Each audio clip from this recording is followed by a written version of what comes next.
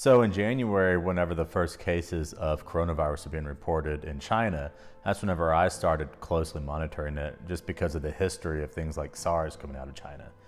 In February, whenever we first started seeing the first cases showing up in California, that's whenever we decided, because we have a patient population in Dallas that travels every single week to California, that we need to start putting protocols and procedures in place to be able to evaluate for people who could potentially have contracted coronavirus whenever they were in California.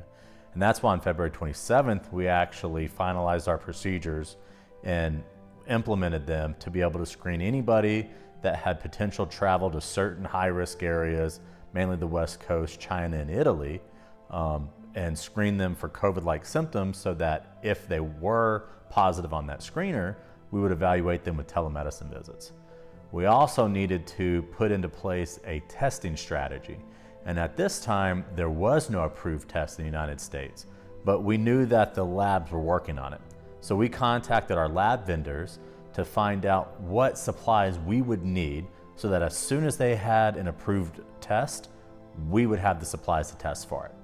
And so they notified us exactly what we would need, and we were able to make a large order before everybody else in the country was scrambling to purchase these supplies. And because of that, on March 7th was whenever we actually did our first COVID-19 test. And we're able to see how the policies and procedures and standards, safety standards for our patients and ourselves would work in real time. So in mid-March, whenever the NBA shut down, that's whenever COVID really got national attention and the entire world kind of shut down.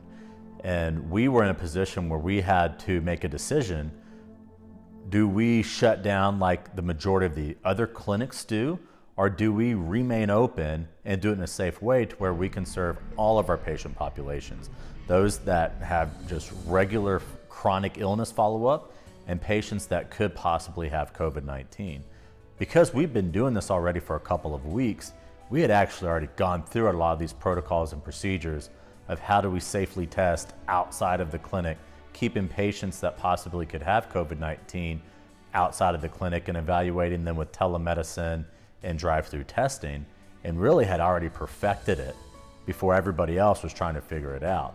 We're members of a large network, and whenever they were starting to implement these testing procedures, they came to us to ask us what we were doing.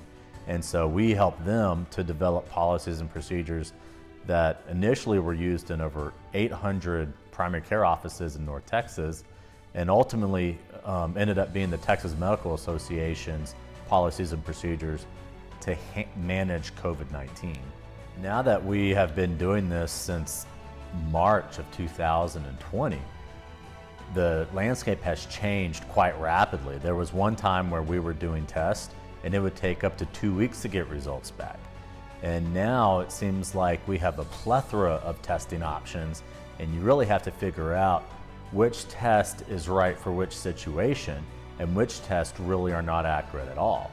And now we offer 3 different types of tests. We offer a rapid antigen test, which is a great test for patients that are having symptoms, and it's in the first week of symptoms. We offer a molecular PCR test that works really well to test patients before they're having symptoms. And then we also offer an antibody test, which works well to tell us, have you had COVID and do you have immunity to it?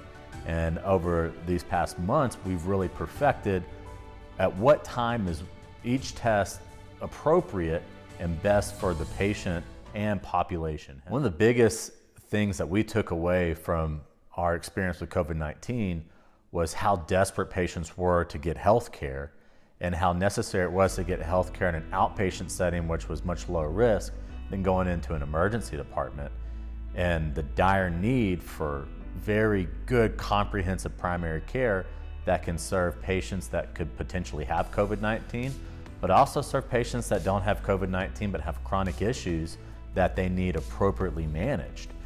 And the experiences that we've had have really helped develop and pioneer policies and procedures to be able to provide that care to all patient populations without any interruption in care and any need to close down our clinic and close down services to our community.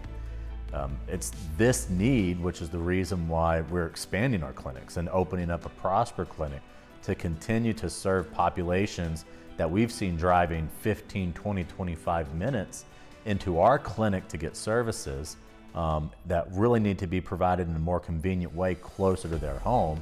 And we're going forward and placing clinics in those areas to continue to serve those communities.